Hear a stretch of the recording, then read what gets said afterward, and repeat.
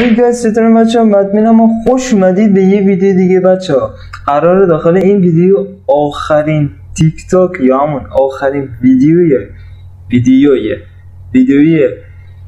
تیک تاکرهای معروف رو ببینیم. پس بزن بریم سراغ این ویدیو.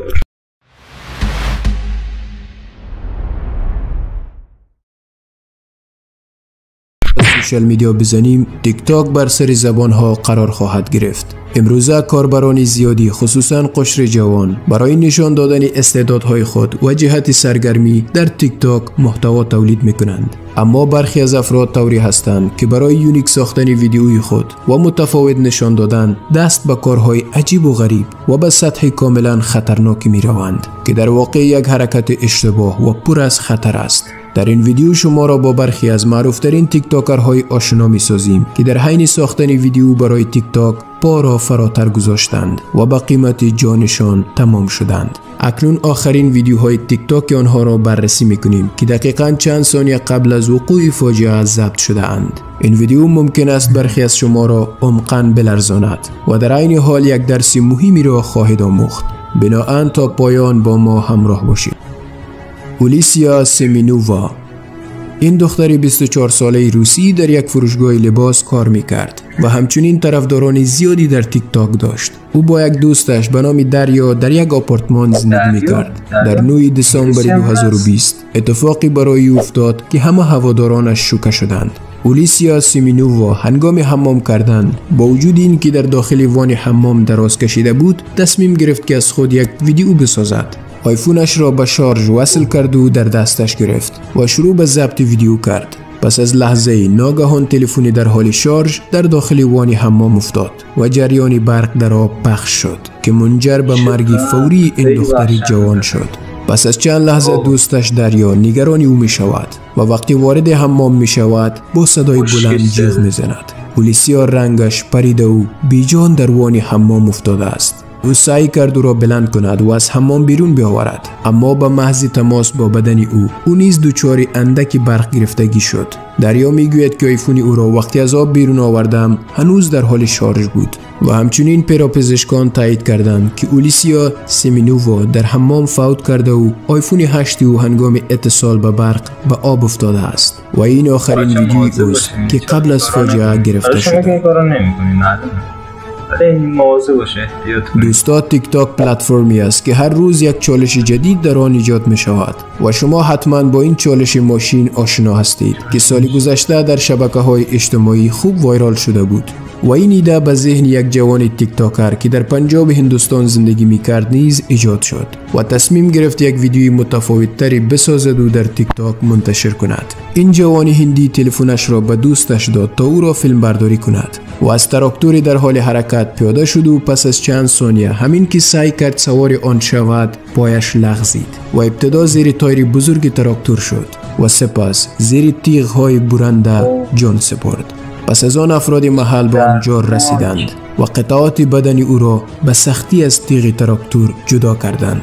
طبق گفته دوستش آنها می‌خواستند برای تیک تاک ویدیو بسازند، اما این تصمیم اشتباه به قیمت جان یکی از آنها تمام شد.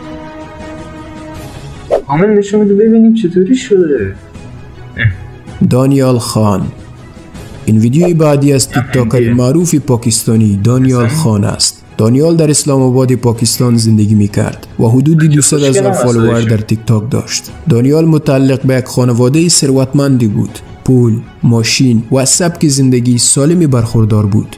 یک شب دانیال با 3 تن از دوستانش با یک ماشین سفر می کردند و در حالت رانندگی شروع به ضبط یک ویدیو برای تیک تاک کرد. در ویدیو دیده می شود که جاده بسیار شلوغ است و از یک طرف دانیال هم به نظر می رسد که با سرعت بالایی رانندگی می کند که ناگهان در مقابل او یک ماشین می آید. دانیال ماشین را به سمت چپ می برد و باری دیگر با یک کامیون روبرو می شود و تعادلش را از دست می دهد و مستقیم با آن برخورد می کند. حرف تأسف این است که در این تصادف دانیال و هر 3 دوستش در جا از بین رفتند. عمار حیدر، ویدیوی بعدی از تیک تاکر عمار حیدر است که در سیالکوت پاکستان زندگی می کرد. او طبق معمول یک جا با دوستانش در صفحه تیک تاک خود ویدیو منتشر می کرد. جای تأسف این است که این پسر 17 ساله در حالی که اسلحه در دست داشت برای تیک تاک ویدیو می ساخت. در این ویدیو عمار در حالت شوخی به دوستش شلیک کرد، زیرا او فکر میکرد که اسلحه کاملا خالی از گلوله است. سپس او اسلحه را روی سر خودش گرفت و شلیک کرد. تا اینجا هیچ آسیبی به آنها نرسیده بود تا اینکه او برای آخرین بار به شکمش شلیک کرد و به طور ناگهانی گلوله وارد شکم او شد و در جا از بین رفت.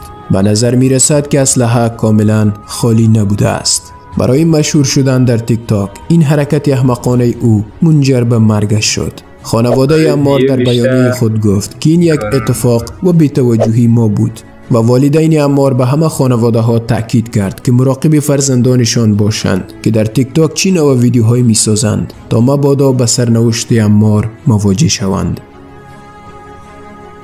این ویدیوی بعدی از یک تیک تاکری نوجوانی هندی است. این پسر که لباس سرخ بر تن دارد در حال مسافرت از طریق قطار محلی ممبئی دیده می شود. او نیز برای مشهور شدن و وایرال کردن ویدیوی خود تصمیم گرفت یک نمایش خطرناکی را در این قطار اجرا کند. چند تا از دوستان او که در پشت ایستادند شروع می کنند به فیلم برداری و پسر از دستگیری در می گیرد و به شکل آویزان می ایستد و تا چند لحظه از این اجرای خطرناک خود لذت می برد. اما ناگهان یک پایه آنقدر نزدیک می شود که مستقیم با سر او برخورد می کند و در اثر آن سقوط می کند و جانش را از دست می دهد.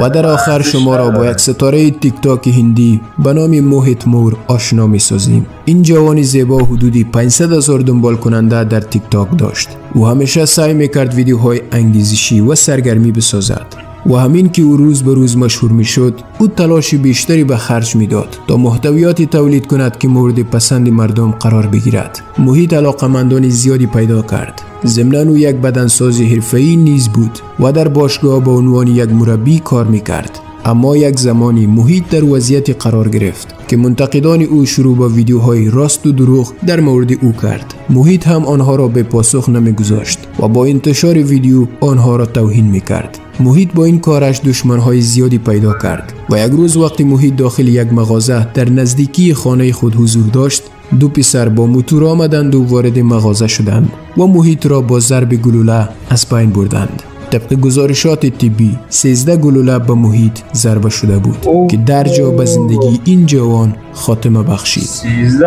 تا به زنده بمونه. بچه مرسی که ویدیو باحال و شاید غم انگیز کردین.